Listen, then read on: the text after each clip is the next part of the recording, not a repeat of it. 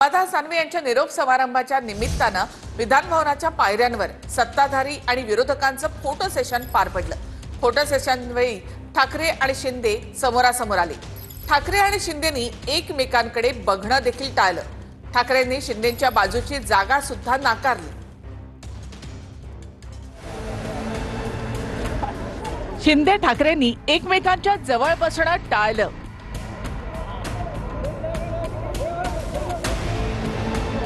Photoshoot वेळी दिसला ठाकरे आणि शिंदेंमधला दुरावा।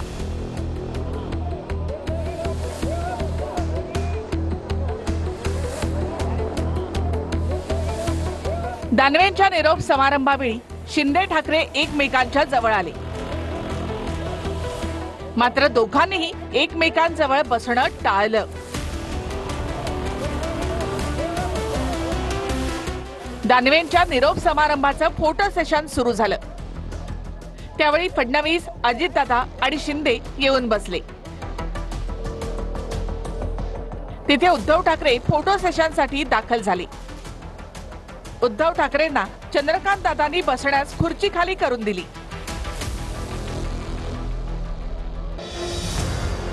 ठाकरे खुर्चीवर बसण्यासाठी पुढे गेली।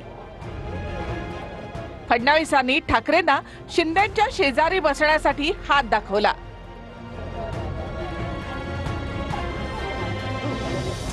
शिंदेंच्या बाजूला नीलम गोरे बसल्या होत्या, त्या उठून उभ्या राहिल्या।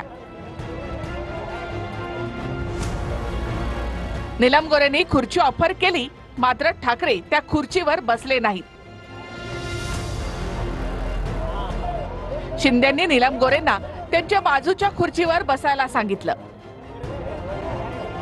त्यावेळी अंबादास दानवे ठाकरेंना दुसरीकडे बसण्यासाठी आग्रह करत होते,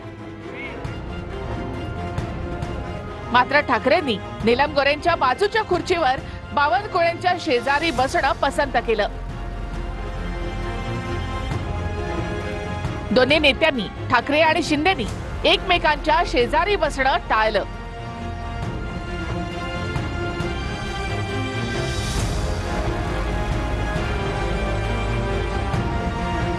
पक्ष फुटल्यानंतर दोघांमधला हा दुरावा पहिल्यांदाच दिसून आलाय।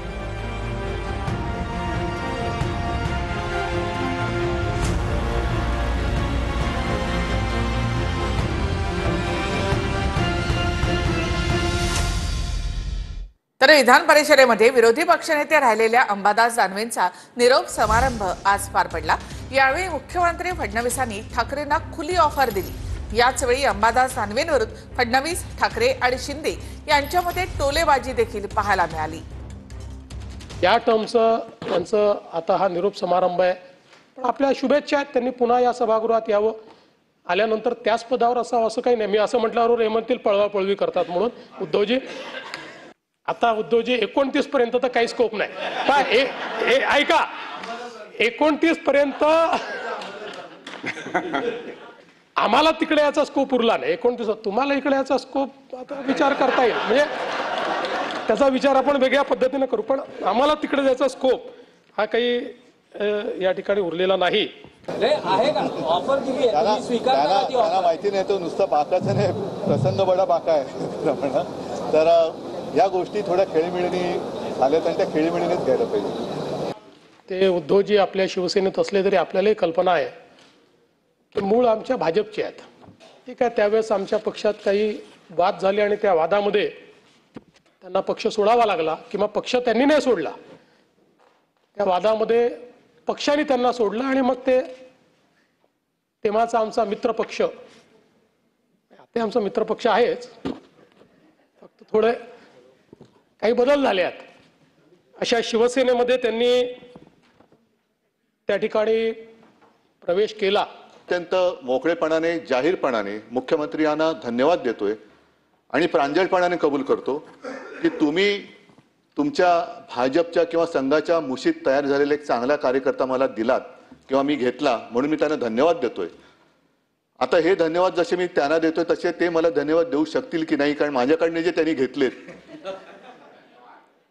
एक कार्यकर्ता म्हणून अंबादास अतिशय उत्कृष्ट काम आपण केलेलं आहे। सोन्याचा चमचा घेऊन तुमचा जन्म झालेला नसला तरी सुद्धा गोरगरीब आणि सर्वसामान्यांच्या घरात जन्माला तुमचा जन्म झाला. आता जसा उल्लेख झाला की अंबादास तुम्ही सोन्याचा चमचा घेऊन जन्माला आला नाहीत, पण भरलेल्या ताटाची प्रतारणा पण केली नाहीत. ज्यांनी ताट वाढून दिले त्या पक्षाची प्रतारणा पण केली नाही. नाहीतर त्या ताटामध्ये जे आहे ते माझंच आहे, पण आणखीन मिळावं म्हणून आणखीन दुसऱ्या रेस्टॉरंटमध्ये जायचं असा अपराध तुम्ही केला नाही. त्याच्याबद्दल खास तुम्हाला सगळी जनता ही धन्यवाद देत असेल. माझे सहकारी अंबादास दानवे आपल्या कारकिर्दीची पहिली ह्या सभागृहातली टर्म पूर्ण करतात. मी निवृत्त होत आहेत बोलत नाही, ते पूर्ण करतात.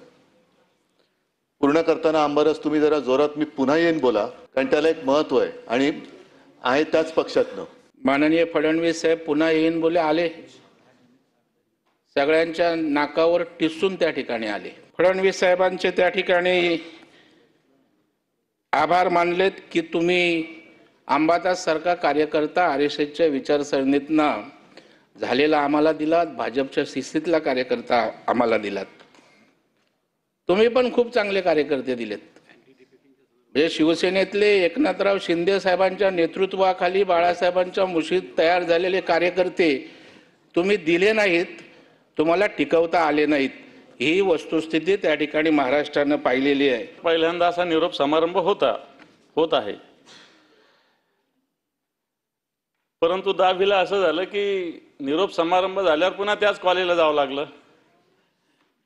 आणि त्याच्यामुळं मला असं वाटतं याची चिंता करायची गरज नाही. जसे देवेंद्रजी म्हटले होते मी पुन्हा येईन, तर मी सुद्धा पुन्हा येईल, त्याची चिंता करण्याची गरज नाही आहे.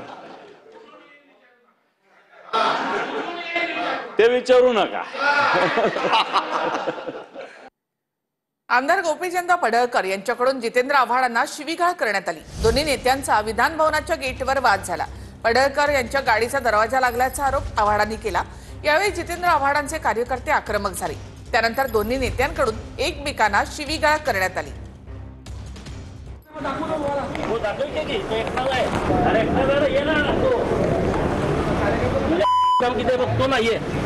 विधान भवनाच्या गेटवर आव्हाड आणि पडळकर यांच्यामध्ये शिवीगाळ आणि मोठा वाद झाला.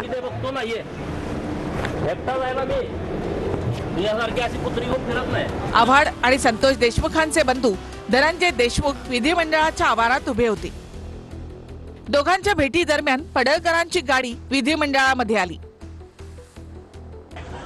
यावेळी पडळकरांच्या गाडीचा दरवाजा आव्हाड आणि सोबत उभे असलेले धनंजय देशमुख यांना लागल्याचा दावा करण्यात आला. दरवाजा लागल्यानंतर आव्हाड आणि पडळकर यांच्यामध्ये वाद झाला आणि शिवीगाळ झाल्याचं पाहायला मिळालं. एकटाच आहे मी, तुझ्यासारखी कुत्री घेऊन फिरत नसल्याचं म्हणत पडळकर यांनी शिवीगाळ केली. त्यावर मी कोण आहे दाखवू का तुला असं म्हणत आव्हाडांनी पलटवार केला.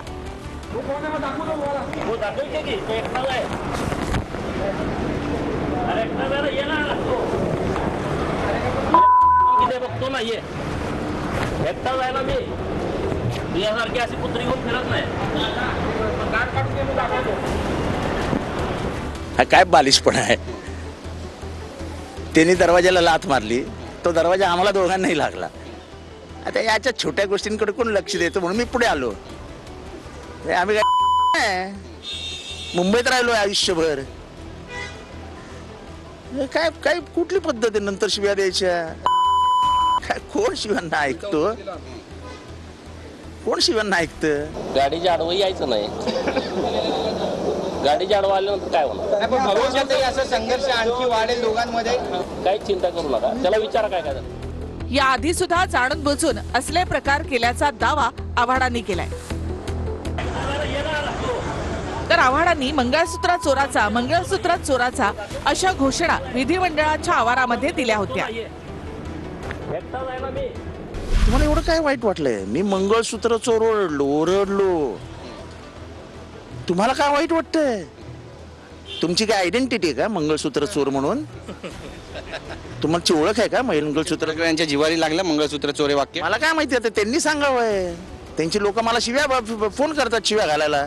मी त्यांना साधा प्रश्न विचारतो, मी मंगळसूत्र चोर ओरडलो. कोणी ओळखीचं आहे का तुमच्या महाराष्ट्रात मंगळसूत्र चोर. आपल्यावरील हल्ल्याचे मास्टरमाइंड हे बावनकुळे आहेत असा आरोप संभाजी ब्रिगेडच्या प्रवीण गायकवाड यांनी केलाय. तर प्रवीण गायकवाड यांच्यावरील हल्ल्याचा निषेध असल्याचं बावनकुळे यांनी म्हटलं आहे. माझी आज अशी मागणी आहे की सरकारला जर नैतिकता शाबूत असेल तर या घटनेचा मास्टर माइंड हे बावनकुळे आहेत, ते आता महसूल मंत्री आहेत, ते 2 नंबरचे मंत्री आहेत, ते खोटं बोलतायत सभागृहात आणि प्रचार प्रसार माध्यमापुढे. मी त्यांच्याच भाषणाचे 2 उदाहरणं दिले, एक नाही. प्रवीण गायकवाडजींच्या हल्ल्याबद्दलचा निषेध मी पहिल्यांदा केला. मी अशा घटनांचा निषेध करतो. दीपक काटेबद्दल मी बोललो का हा चांगलं काम करेल, या ठिकाणी त्यांच्या पाठीशी आम्ही सर्व लोक आहोत. आणि शेवटी पक्षामध्ये येत असताना आपण हे बोलतो. जेव्हा पक्षामध्ये एखादा कार्यकर्ता येतो तेव्हा त्याच्या पाठीशी आपण राहतो. तर शिंदेची सेना आणि आनंदराज आंबेडकर यांच्या रिपब्लिकन सेनेची युती झाली आहे. महापालिका निवडणुकीच्या आधी शिंदेची सेना आणि रिपब्लिकन सेनेची युती झाली आहे. आम्हा दोघांची युती झाली असं आम्ही जाहीर करतो. शिवसेना आणि रिपब्लिकन सेनेची युती झाली असं मी जाहीर करतो. शिंदेच्या शिवसेनेची आणि आनंदराज आंबेडकरांच्या रिपब्लिकन सेनेची युती झाली आहे. स्थानिक स्वराज्य संस्थांच्या निवडणुकीआधी दोघांमध्ये युती झाली आहे. शिंदेच्या शिवसेनेनं एक पाऊल पुढे टाकत रिपब्लिकन सेनेसोबत युती केली आहे.